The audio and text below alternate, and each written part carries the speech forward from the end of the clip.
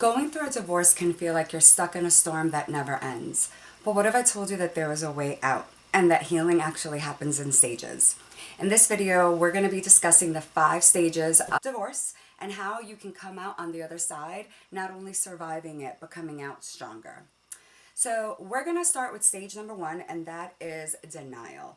In this first stage, this is where we don't want to accept that our relationship has failed. Nobody wants to accept defeat, especially once you have kids.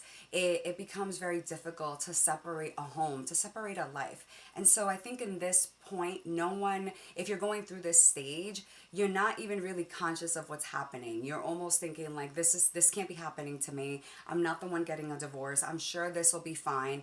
But this is really like the end of the relationship. And you know that it's the end. But somehow you want to feel like maybe this is just something that you can get past and you could keep going. So I think that denial is that really tricky part where you think that everything's going to be okay, but it's really the end. So I think that part is just a hard stage to really focus in on because you're not even really aware that it's happening. So that first stage of denial, super difficult. And I think once you have come to terms that it's actually happening, then comes stage number 2, and that is the stage of anger. And if you're new here, my name is Janice. I am a divorced mom of 2. I just wanted to have a channel where I can speak to other women going through what I went through. So I just wanted to be able to have a place here in YouTube where I can kind of talk about all the stages and all the things that I've been through, because I feel like I am such a better person now than I was in my 20s and in my 30s, and I wish I would have had a big sister, sort of, because my sister, although I do have one, she has been with her husband now for 25 years. So she really couldn't give me that kind of advice, and everybody's journey is different. So welcome to my channel. Now, anger can happen obviously because now your relationship is coming to an end. Everything that you've worked so hard to achieve is basically crumbling down, and who wants to feel that? I mean, when I was going through my divorce, after the denial part, after I realized that the relationship was no longer going to work, that anger really set in, and it was very hard for me to deal with. I had to find healthier outlets, and I definitely don't recommend going down a destructive path. So this is where you want to lean in on friends. You want to lean in on working out, finding ways to help you cope with that anger, whatever it is. But that is the next stage after you have come to accept that, well, this is happening. This is really happening. In the stage of anger, journaling is really important. Seeking therapy, super important. I often find that whenever I've gone through major life shifts in my life is when I've had to seek out a therapist. So I would definitely recommend finding someone that you trust, someone that you can confide in. So then comes stage 3, and that's bargaining. Oh boy, the bargaining, I definitely tried to bargain so much with my last partner.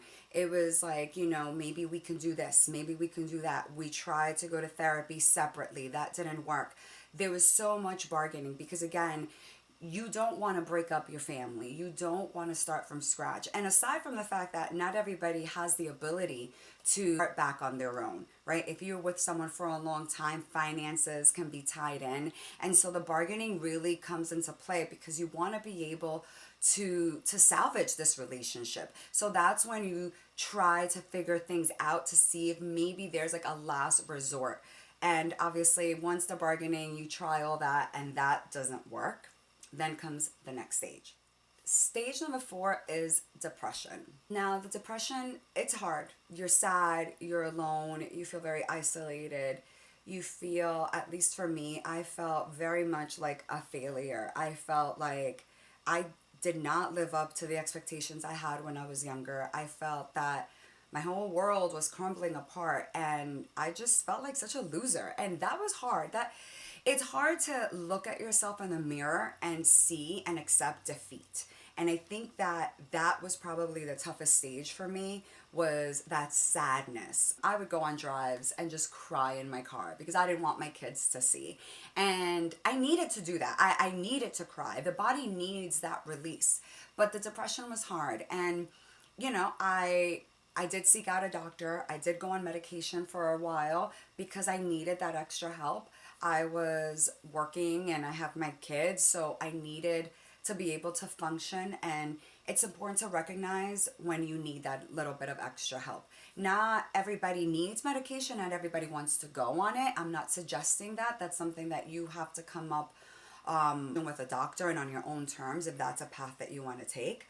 But for me, in that depression stage, I felt that I needed that little bit of extra help through the medication.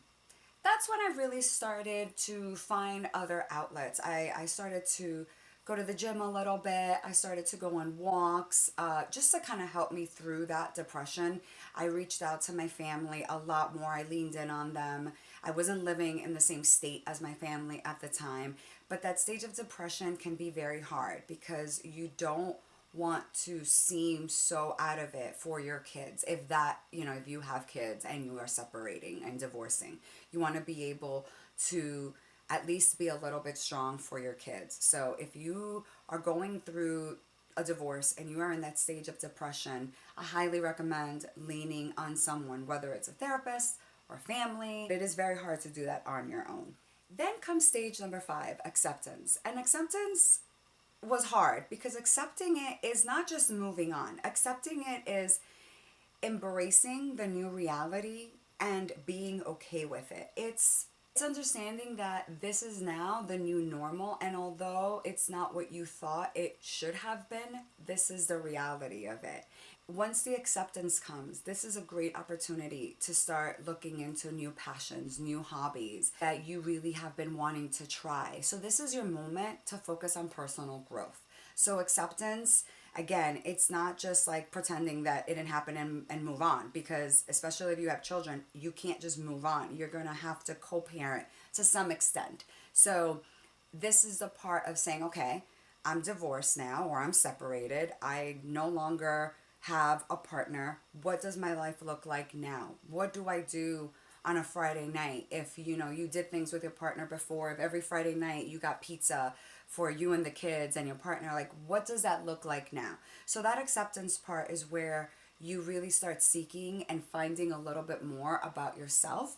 Now, all of these stages, there's no set limit of time. It's not like you're gonna go through a stage and like, oh, yep, check, I already got through the denial. Oh, now I'm moving on to the anger. It doesn't happen that way. Actually, when you're going through it, you're not even aware that all of these things are happening. It's the stages of grief. And so while you're going through it, this is just what your body and your mind and your soul is feeling. So give yourself grace and understand that it is a journey, and everybody's journey is going to look different. So what might have taken a person maybe 6 months to get through, it might take you a year to get through, and that's okay. Every stage is part of the process, and so you have to be willing to accept that and embrace that. So if you're going through a divorce or you're starting the process, just know that you don't have to go through it alone. Take it one step at a time and be kind to yourself.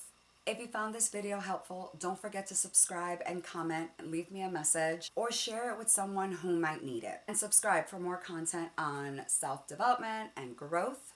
And if you'd like to share your experience or you have a question, drop a comment below. I would love to hear from you. Until next time, bye.